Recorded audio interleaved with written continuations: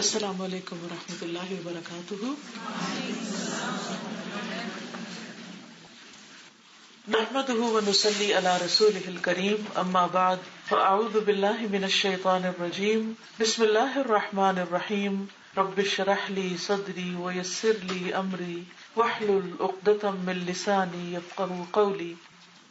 ہم سب جو اس دنیا میں آ چکے ہیں مسلسل ایک سفر میں ہیں.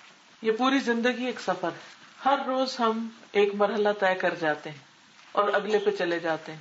Next step next step next step. اور پھر ایک دن اس دنیا میں اس سفر کا اختتام ہو جائے گا. اس کے بعد ایک دوسرا سفر شروع ہوگا. اور وہ کون سا ہے؟ اس کے بعد کا سفر کون سا سفر؟ آخرت کا. اس کا پہلا مرحلہ کیا ہے؟ قبر ہے. قبر میں ہم کب تک رہیں گے؟ قیامت تک. کسی کو نہیں پتا، کوئی نہیں جانتا کتنا لمبا عرصہ اس کو وہاں رہنا پڑے گا. آدم علیہ السلام بھی اپنی قبر میں ہے، نوح علیہ السلام بھی، ابراہیم علیہ السلام بھی، موسیٰ علیہ السلام بھی، اور محمد صلی اللہ علیہ وسلم بھی، اور اس کے بعد جتنے بھی لوگ آئے دنیا میں آج تک. اور ہر روز ان قبروں میں اضافہ ہی ہوتا چلا جا رہا ہے. کوئی نہیں جانتا کہ کب تک وہاں رہنا. ہمیں بھی ایک عرصہ اور ایک مدت وہیں پر رہنا. وہ قبر کیسی ہوگی، وہ جگہ کیسی ہوگی، اس کا انحصار اس بات پر ہے کہ ہم آج کی یہ زندگی کس طرح گزارتے ہیں. پھر ایک دن آئے گا جب سور پھونکا جائے گا تو سارے کے سارے لوگ قبروں سے اٹھ کھڑے ہوں گے، اور وہ دن ہوگا قیامت کا دن. کوئی ایک شخص بھی زمین کی کسی تہہ میں چھپا ہوا نہیں رہ جائے گا. سب اٹھ جائیں گے، سب نکل آئیں گے، ایسے جیسے ٹڈیاں اٹھ رہی، اچھل اچھل کے باہر آ رہے ہوں، اور کسی پر کوئی لباس نہیں ہوگا. حضرت عائشہ رضی اللہ تعالیٰ عنہا نے جب یہ بات سنی تو بہت پریشان ہوئی.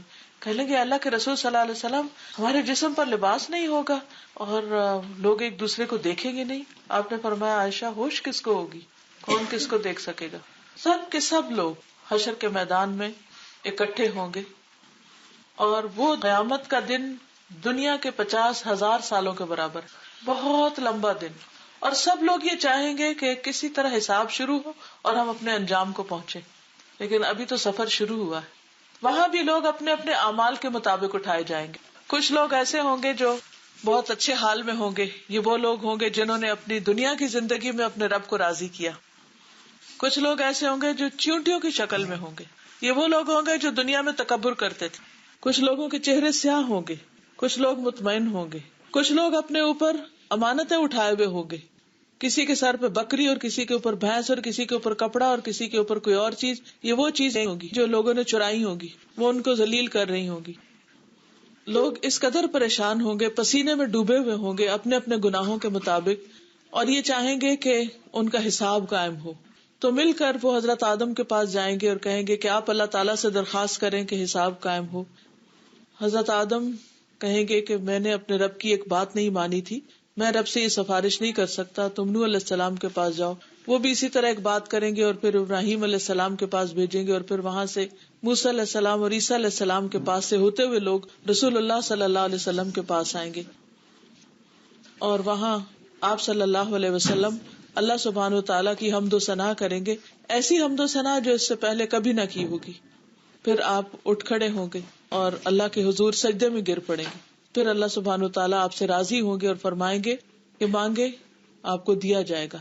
تو پھر حساب قائم ہوگا.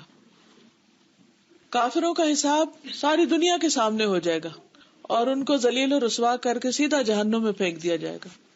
مومن کے حساب کے وقت اللہ سبحانہ و تعالیٰ اس کو پوری دنیا سے چھپا کر ایک طرف کر کے اس سے پوچھیں گے کہ بتا کیا یہ گناہ تو نے کیے تھے. مومن ان کا اقرار کرے گا. پھر اللہ تعالیٰ فرمائے گا جیسے میں نے دنیا میں تیرے عیبوں کو لوگوں سے چھپایا، آج بھی تجھے چھپاتا.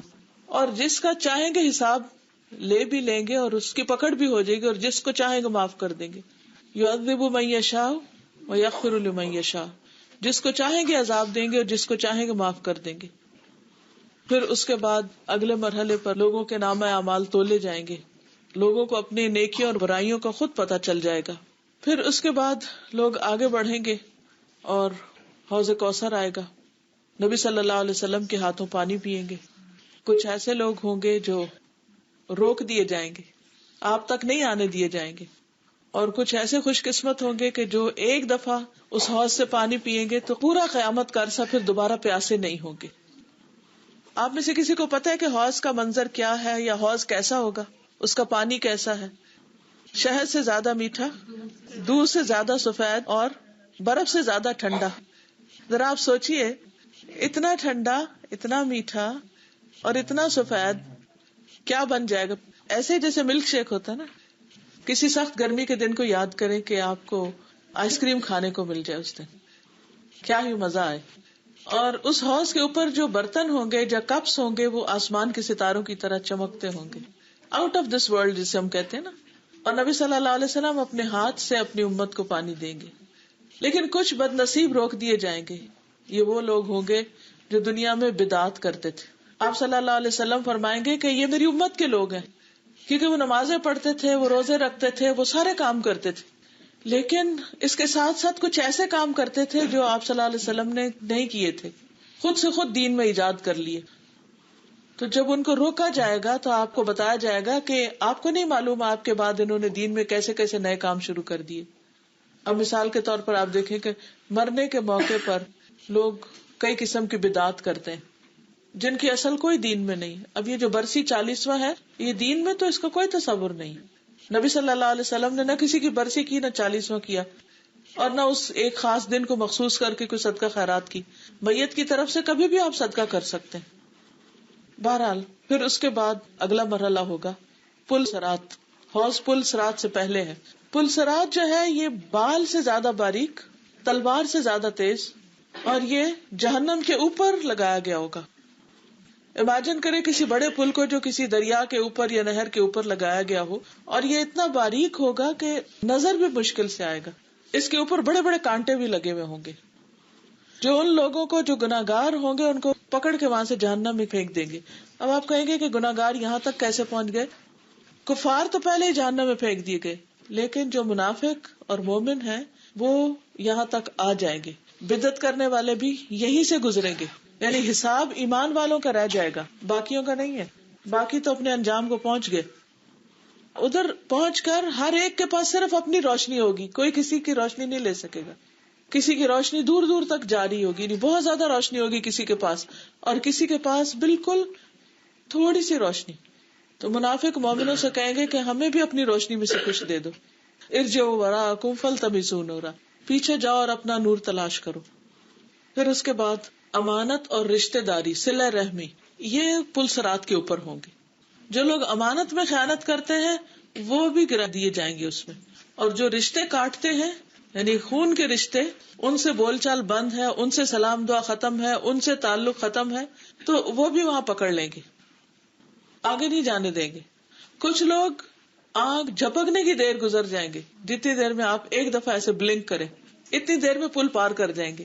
کچھ لوگ بجلی کی رفتار سے، جب بجلی چمکتی ہے نا، کچھ لوگ تیز ہوا کی رفتار سے، کچھ لوگ تیز چلتے بھاگتے اونٹ اور گھوڑوں کی رفتار سے، کچھ لوگ پیدل دوڑنے والے انسانوں کی رفتار سے، اور کچھ لوگ گھسٹ گھسٹ کے زخمی ہو کر ان کانٹوں سے جو وہاں لگے ہوئے ہوں گے آگے پہنچ جائیں گے. اور کچھ لوگ وہیں گرا دیے جائیں گے. یعنی اہل ایمان میں سے بھی کچھ لوگ ہوں گے جو جہنم میں گرا دیے جائیں گے، جنہوں نے کبیرہ گناہوں کے ارتکاب کیے ہوں گے. کبیرہ گناہوں میں کیا ہے؟ جیسے سود لینا، ماں باپ کی نافرمانی کرنا، ان کو عزت نہ دینا، ان کے ساتھ بدسلوکی کرنا، ان سے میل جول ختم کرنا. اور بھی بہت سے کبیرہ گناہ ہیں. ایک پوری کتاب امام ذہبی نے لکھی ہے کبیرہ گناہوں کے بارے میں، الکبائر کے نام سے. اس میں انہوں نے پوری لسٹ دی ہوئی کہ کیا کیا چیزیں کبیرہ گناہوں میں آتی ہیں. پھر جب لوگ یہاں سے پار نکل آئیں گے تو ابھی بھی سیدھے جنت میں نہیں جائیں گے. ابھی یہاں سے فارغ ہوں گے تو ایک اور پل آئے گا، قنطرہ. اس پل پر حقوق العباد کا لین دین ہوگا. اب ایک شخص کے پاس ڈھیروں نیکیاں ہوں گی اور دوسرے شخص کے پاس ذرا کم ہوگی، لیکن جو زیادہ نیکی والا نا، اس نے کسی اور کی غیبت کی ہوگی یا اس کا حق نہیں دیا ہوگا یا اس کے ساتھ کوئی زیادتی کی ہوگی، اور وہ بھی جنت میں جا رہا ہے، یہ بھی جا رہا ہے. اب کیا ہوگا؟ اس کی نیکی اس کو دے دی جائے گی، اس کا درجہ اوپر ہو جائے گا، اس کا درجہ نیچے آ جائے گا. آپس کے حقوق کا قصاص لیا جائے گا. تو حقوق العباد کا معاملہ اتنا آسان نہیں ہے. ایسا نہ ہو نیکیاں ہم کمائیں اور لے جائیں کوئی اور. تو صرف اتنا کافی نہیں ہوتا کہ ہم اچھے اچھے کام کریں، ان کو سنبھالنا بھی بڑا ضروری ہوتا ہے. اس معاملے میں بھی بڑی احتیاط کی ضرورت ہے.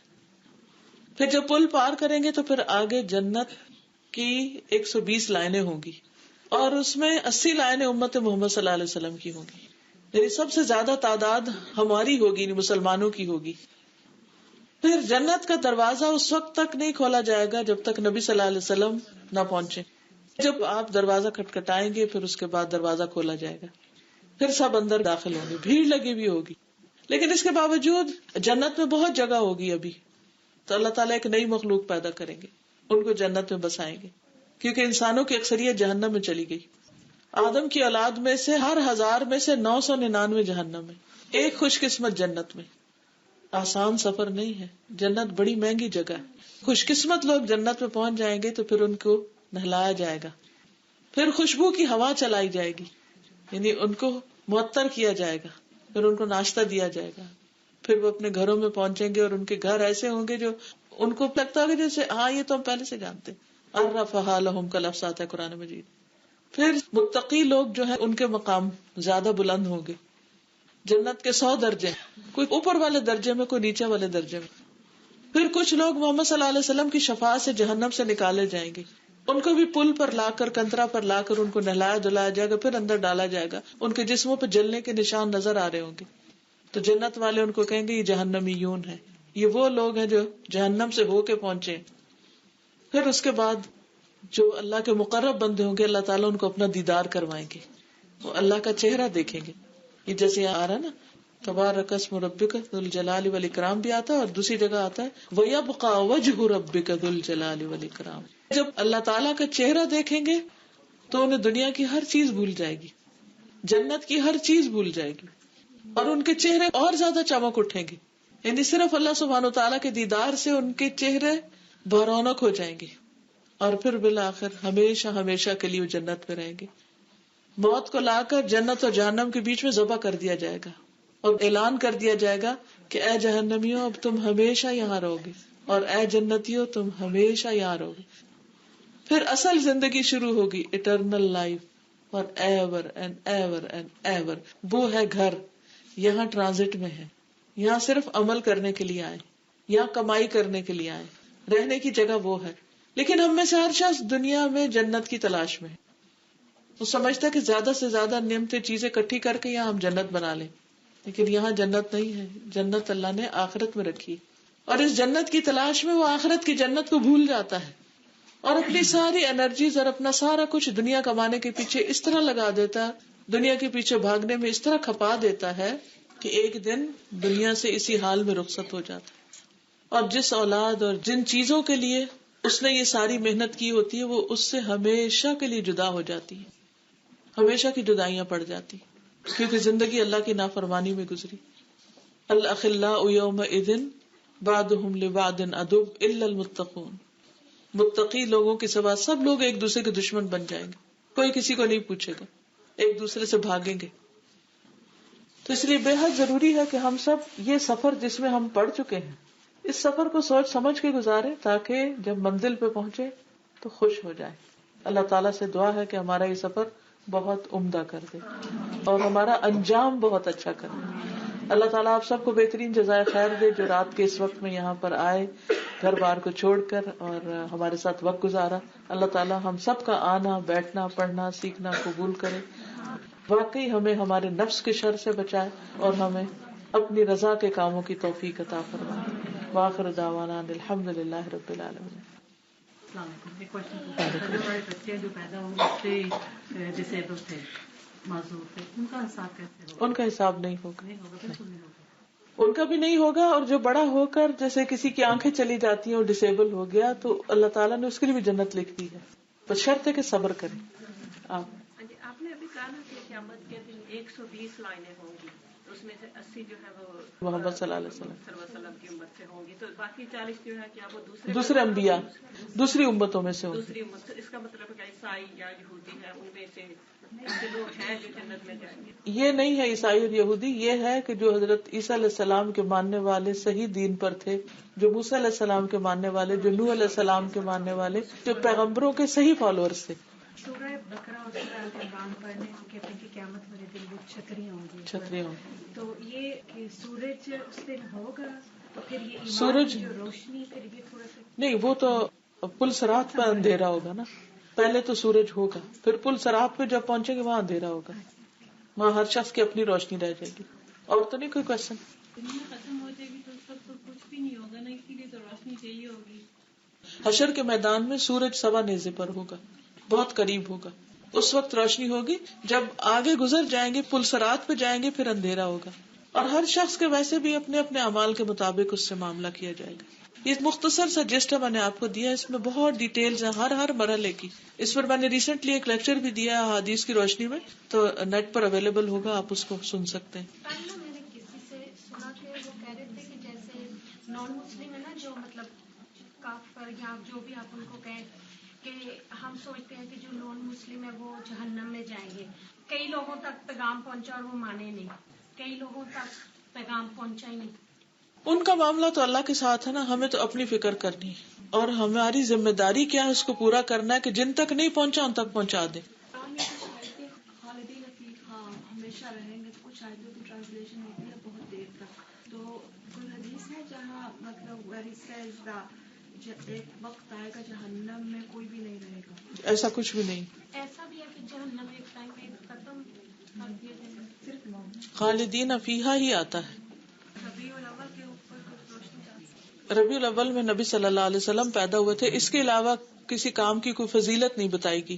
جو کام نبی صلی اللہ علیہ وسلم نے خود نہیں کیا وہ کسی اور کو کرنے کا فائدہ نہیں، وہ بدعت میں شمار ہوتا ہے. اوکے، سبحانک اللہم و بحمدک، اشہد ان لا الہ الا انت، استغفرک و اتوب الیک. السلام علیکم و رحمۃ اللہ وبرکاتہ.